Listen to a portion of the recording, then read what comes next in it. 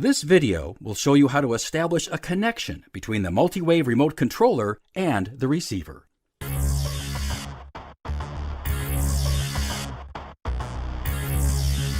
Give us a thumbs up at the end if you find this video helpful. Well, after you've installed a MultiWave system, you'll need to pair the controller and the receiver so they can communicate with each other. To do this, you will first need to reset each device to wipe out any previous programming. Make sure the batteries are in the controller. If it's been sitting idle, press any key to wake it up. To reset the controller, first press the PS and Enter buttons at the same time to get to Learn mode. Press 1 to select Reset Controller. The Reset Controller screen appears. Then press 1 again to select Reset Network and Configure. This will erase the existing network connections and any programming that was entered into the controller. Press 5 to select Continue.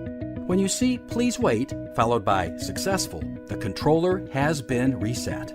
To reset the receiver, press 2 and select Remove Device on the controller. Now, press the Include button on the receiver using a screwdriver. The controller displays Successful and then returns to the Learn Mode screen.